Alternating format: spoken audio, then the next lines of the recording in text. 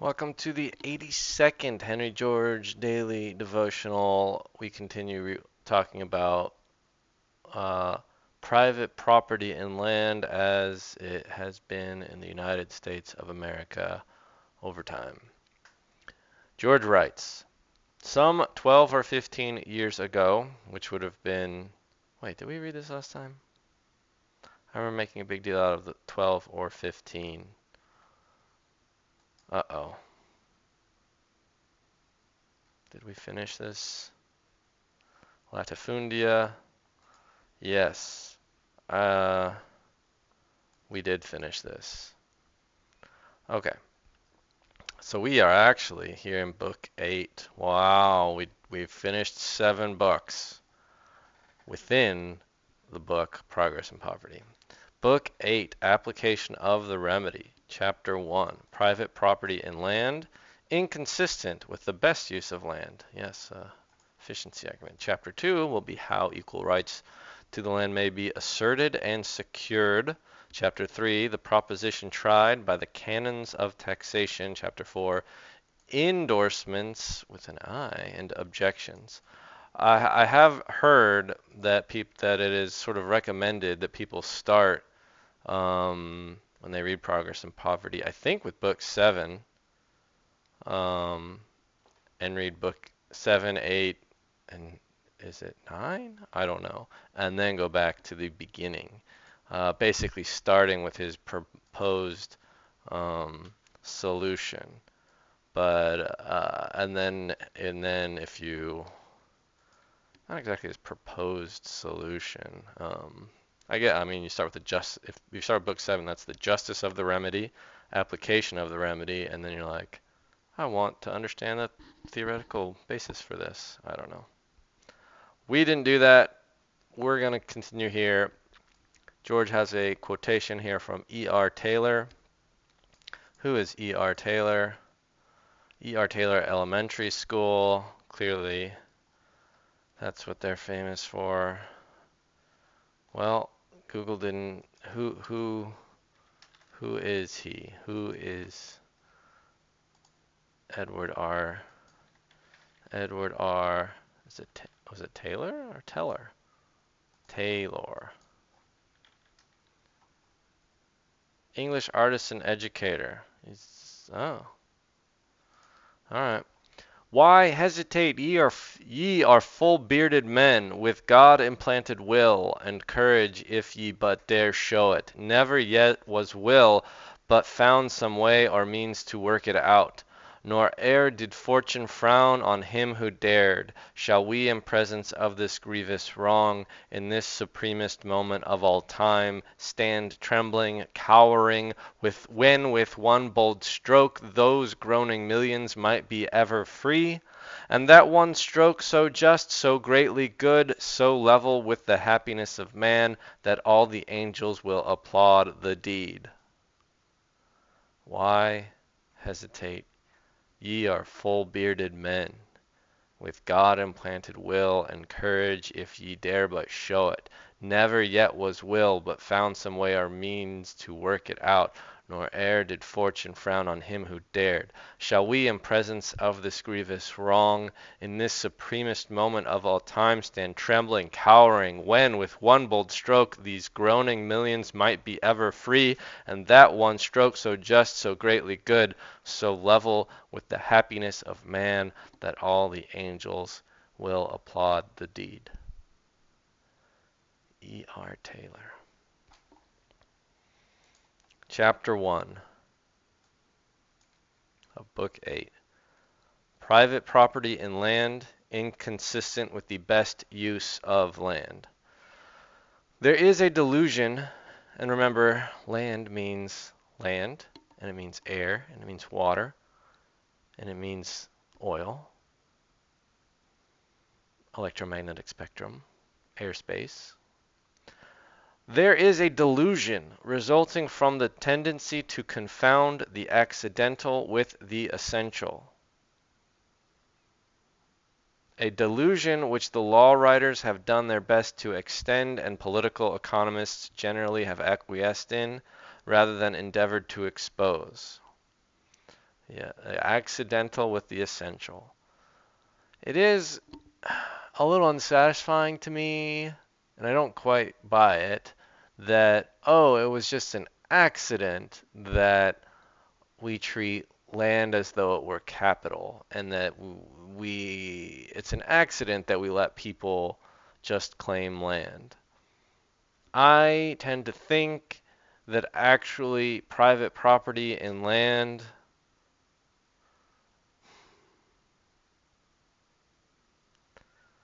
was maybe a better thing than just constant tribal warfare. Maybe not though. I don't know. I don't think you just needed like I don't know, you needed agriculture. But anyway, and the other comment I had already, law writers have done their best to extend, political economists agree. Um, Tax code size compared to invention of word processing. Damn it. Um, I recently saw some graph that was like size of the tax code, word processing invented. This was when word processing invented.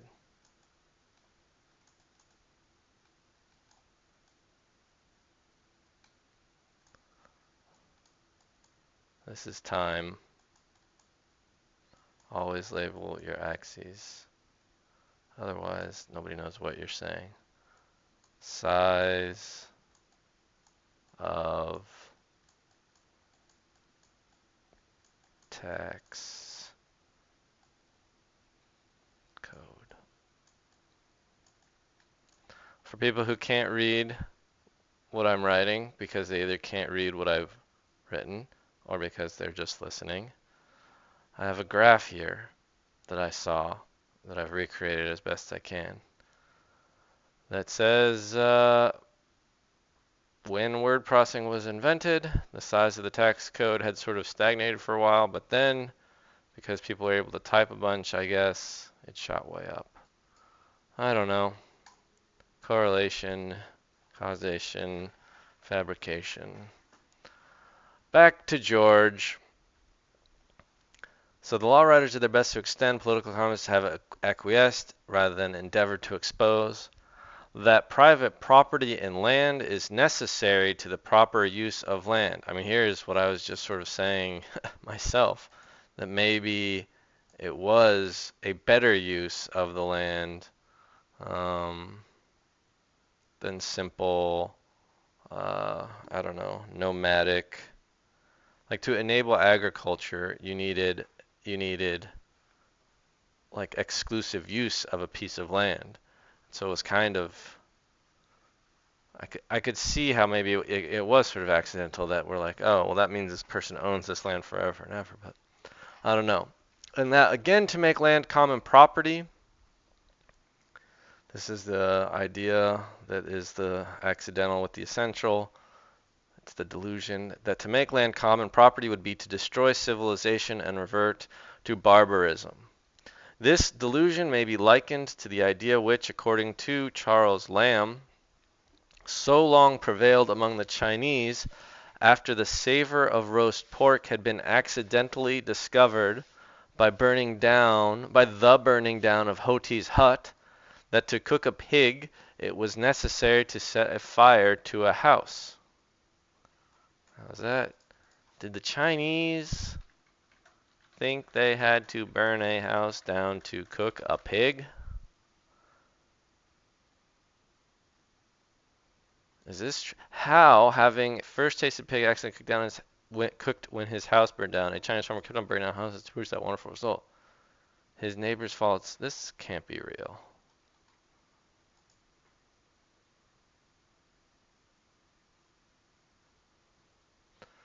Capitals burning the house, there was a pig.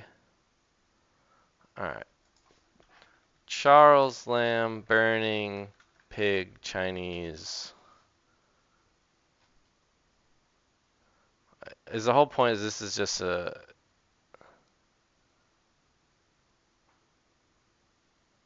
Alright, well, this is hard to read. Maybe another time. Who knows? But though in Lamb's charming dissertation, was it all a joke though? It was required that a sage should arise to teach people that they might roast pigs without burning. Yeah, it must be a joke. It does not take a sage to see that what is required for the improvement of land is not absolute ownership of the land, but security for the improvements. Yeah, if you're gonna do agriculture and you're gonna set out your seed or plant your seed and then try to harvest it, you need security for the improvements. You've made the improvement of planting crops. So this will be obvious to whoever will look around him. While there is no more necessity for making a man the absolute and exclusive owner of land in order to induce him to improve it, than there is of burning down a house in order to cook a pig. While the making of land private property is as rude, wasteful, and uncertain a device for securing improvement as the burning down of a house is a rude, wasteful, and uncertain device for roasting a pig. We have not the excuse for persisting in the one that Lamb's Chinaman had for persisting in the other. Until the sage arose who invented the rude gridiron, which, according to Lamb, preceded the spit and oven, no one had known or heard of a pig being roasted except by a house being burned. But among us nothing is more common than for land to be improved by those who do not own it. The greater part of the land of Great Britain is cultivated by tenants. The greater part of the buildings of London are built upon leased ground, and even in the United States the same system prevails everywhere to a greater or less extent. Thus it is a common matter for use to be separated from ownership. We have a bunch of conflation of this, right? Like McDonald's is a real estate company. I mean, it's not a pure real estate company. They still serve a bunch of cheeseburgers. And all the other chains are that weird mixture. I don't know much about that world, but I know it's something like, hey, if you can find some sort of mass appeal kind of business that you can use as a vessel to scale up a real estate company, they work together in harmony. Although I think a lot of franchises also are just renting. So it's a weird combination. It's similar to like we have all these landlords in the US who also provide property management services. They manage repairs and upkeep for a whole bunch of people. And that's definitely a service separate than simply possessing legally the land space. So anyway, but I would say that it is true that we do have the separation. It's just not all the time. Would not all this land be cultivated and improved just as well if the rent went to the state or municipality as now when it goes to private individuals? If no private ownership in land were acknowledged, but all land were held in this way, the occupier or user paying rent to the state, would not land be used and improved as well and as securely as now? There can be but one answer. Of course it would. Then would the resumption of land as common property in no wise interfere with the proper use and improvement of land. Yeah, sometimes when I'm talking about Georgism with people and they hear about an extra land tax, they don't want to pay another tax. I mean, if you're a renter, I mean, in some sense, renters are already paying this tax. It's just going to the pockets of landlords. Of course, landlords, to them, it would feel like paying a new tax, because it is literally a new tax. And of course, we haven't gotten to George explaining his remedy of a land value tax. He's only now talking about how we could just give uh, all the land. I mean, in some ways they're equivalent. Basically, to own land, you would just be always renting it from the government, versus we can sort of keep our land ownership sort of in name, where you can now own land and you don't pay rent. You're not renting the land from the government, but you are paying a land tax equal to the rental value of that land. So there's there are sort of like equivalent ways of implementing Georgism. One, the government owns all the land, and everyone who wants exclusive use of land rents it from the government, and that rent is just given back to everybody. Or uh, you pay a land value tax to the government, which goes to everybody. In my mind, they are equivalent. Yeah. There's just a question of like transition. How would we go from our current system to a land value tax, or from our current system to just the government owning all the land and everyone who wants private access having to then pay a rental rate? Both have the assessment problem, which I think is quite resolvable.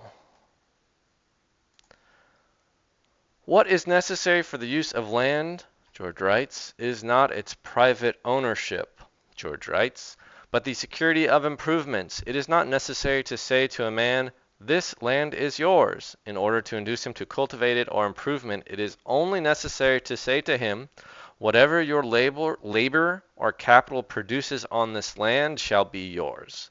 Give a man security that he may reap, and he will sow. Assure him of the possession of the house he wants to build, and he will build it. These are the natural rewards of labor. It is for the sake of the reaping that men sow. It is for the sake of possessing houses that men build. The ownership of land has nothing to do with it. It was for the sake of obtaining this security that in the beginning of the feudal period, so many of the smaller landholders surrendered the ownership of their lands to a military chieftain, receiving back the use of them in fief or trust, and kneeling bareheaded before the Lord with their hands between his hands, swore to serve him with life and limb and worldly honor. Similar instances of the giving up of ownership in land for the sake of security in its enjoyment are to be seen in Turkey. In Turkey, where a peculiar exemption from taxation and extortion attaches to a vakuf, or church lands. Oh, vakuf, I don't remember this. Obsolete form of wakf. A wakf, also called a habs or mort main property, is an inalienable charitable endowment under Islamic law.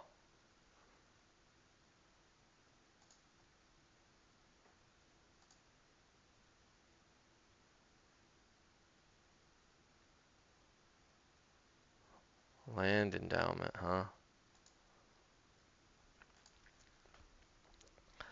And where it is a common thing for a landowner to sell his land to a mosque for a nominal price, with the understanding that he may remain as tenant upon it at a fixed rent. It is not the magic of property, as Arthur Young said, that has turned Flemish sands into fruitful fields. It is the magic of security to labor. This can be secured in other ways than making land private property, just as the heat necessary to roast a pig can be secured in other ways than by burning down houses. Yeah, the burning a house to roast a pig is getting a lot of use here, this example. The mere pledge of an Irish landlord that for 20 years he would not claim and rent any share in their cultivation induced Irish peasants to turn a barren mountain into gardens. On the mere security of a fixed ground rent for a term of years, the most costly buildings of such cities as London and New York are erected on leased ground. If we give improvers such security, we may safely abolish private property in land. Yeah, I kind of want to learn about early Roman Empire development. I don't know much about that. And I don't really know about the early development of London and New York either. The complete recognition of common rights to land need in no way interfere with the complete recognition of individual right to improvements or produce.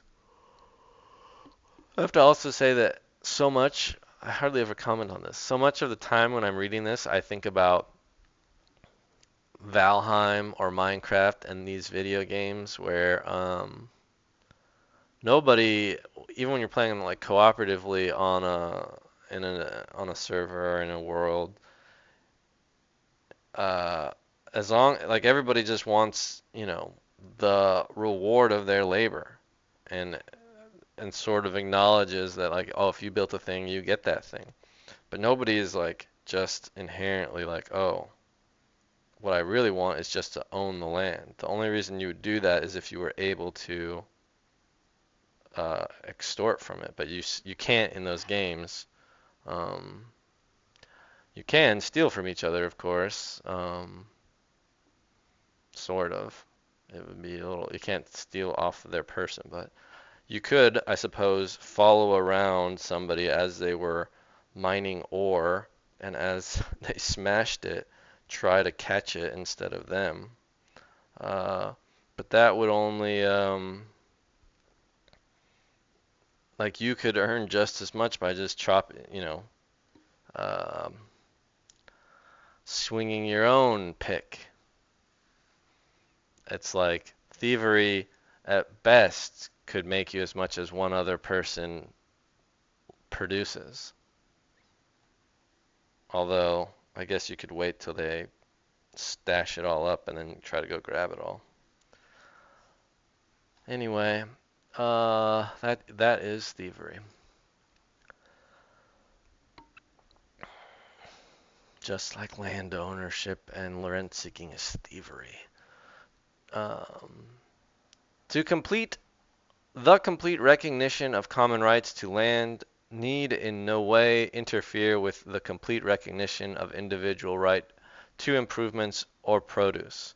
Two men may own a ship without sawing her in half. The ownership of a railway may be divided into 100,000 shares, and yet trains be run with as much system and precision as if there were but a single owner. In London, joint stock companies have been formed to hold and manage real estate. Everything could go on as now, and yet the common right to land be fully recognized by appropriating rent to the common benefit. There is a lot in the center of San Francisco to which the common rights of the people of that city are yet legally recognized. This lot is not cut up into infinitesimal pieces, nor yet is it an unused waste. It is covered with fine buildings, the property of private individuals that stand there in perfect security. The only difference between this lot and those around it is that the rent of the one goes into the common school fund, and the rent of the others into private pockets. What is to prevent the land of a whole country being held by the people of the country in this way? I wonder what lot that was, and how much? Oh, do we go for it? We're at 25 minutes. I guess we do. It would be difficult to select any portion of the territory of the United States of America in which the conditions commonly taken to necessitate the reduction of land to private ownership exist in higher degree than on the little islets of St. Peter and St. Paul in the Aleutian archipelago, acquired by the Alaska Purchase from Russia. Well, let's look up islets of St. Peter and St. Paul. Island of St. Peter. Is this the one? Aleutian, Alaska. Islets of St. Peter and St. Paul. St. Peter and St. Paul archipelago.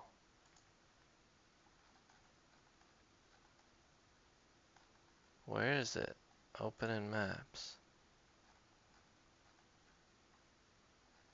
What the hell? What kind of maps is this?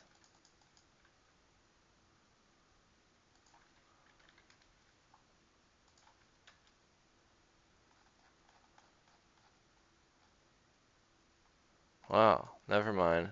It's way out there. How did anyone even find this? Is this what he's talking about? What is the Aleutian? This is Alaska.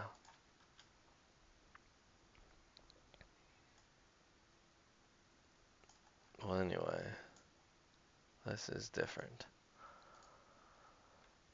These islands are the breeding places of the first seals. All right. It would be difficult to select any portion of the territory of the United States in which the conditions commonly taken into. Okay, so this is an example where people say it's necessary that there's private property, I guess. We'll see. These islands are the breeding places of the first seal, an animal so timid and wary that the slightest fright causes it to abandon its accustomed resort, never to return. To prevent the utter destruction of this fishery, without which the islands are of no use to man, it is not only necessary to avoid killing the females and young cubs, but even such noises as the discharge of a pistol or the barking of a dog. I wonder how it was learned that they were so skittish. The men, well, it would probably be pretty easy to see them skitter away the first time, and then I guess they never come back. The men who do the killing must be in no hurry, but quietly walk around among the seals who line the rocky beaches, until the timid animals, so clumsy on land, but so graceful in water, show no more sign of fear than lazily to waddle out of the way. Then those who can be killed without diminution of future increase are carefully separated and gently driven inland, out of sight and hearing of the herds, where they are dispatched with clubs. Yes, this is the clubbing baby seals. To throw such a fishery as this open to whoever chose to go and kill, which would make it to the interest of each party to kill as many as they could at the time, without reference to the future. Yes, overfishing, over hunting, over clubbing of baby seals. I don't know if they're babies that you club. Would be utterly to destroy it in a few seasons, as similar fisheries in other oceans have been destroyed. But it is not necessary, therefore, to make these islands private property, though for reasons greatly less cogent, the great public domain of the American people has been made over to private ownership as fast as anybody could be got to take it. These islands have been leased at a rent of $317,500 per year. This is a typo, of course, the 6. The fixed rent under the lease to the Alaska Fur Company is $55,000 a year with a payment of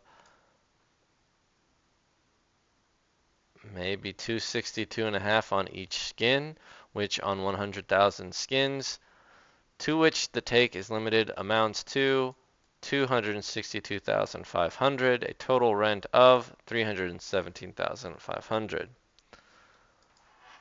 All right, so they rented out. Probably not very much less than they could have been sold for at the time of the Alaska Purchase. They have already yielded $2.5 million to the national treasury, for they are still in unimpaired value, for under the careful management of the Alaska Fur Company, the seals increase rather than diminish. Wonder whatever happened to the Alaska Fur Company. I don't know, we probably decided that it was wrong to kill seals. So far from the recognition of private property and land being necessary to the proper use of land, the contrary is the case. Treating land as private property stands in the way of its proper use. Were land treated as public property, it would be used and improved as soon as there was need for its use or improvement. But being treated as private property, the individual owner is permitted to prevent others from using or improving what he cannot or will not use or improve himself. When the title is in dispute, the most valuable land lies unimproved for years. In many parts of England, improvement is stopped because the estates being entailed, which we have learned is the guarantee that they shall be passed on to the next nearest living male heir for like 10 generations or something, or maybe 4 generations. Um, because the estates are entailed, no security to improvers can be given. Yeah, because the grandson or nephew or whoever might show up and just take it all. And large tracts of ground which, were they treated as public property, would be covered with buildings and crops, are kept idle to gratify the caprice of the owner. In the thickly settled parts of the United States, there is enough land to maintain 3 or 4 times our present population, lying unused because its owners are holding it for higher prices, and immigrants are forced past this unused land to seek homes where their labor will be far less productive. In every city, valuable lots may be seen lying vacant for the same reason. If the best use of land be the test, then private property in land is condemned, as it is condemned by every other consideration. It is as wasteful and uncertain a mode of securing the proper use of land as the burning down of houses is of roasting pigs. See you next time. Like, subscribe, share. See ya.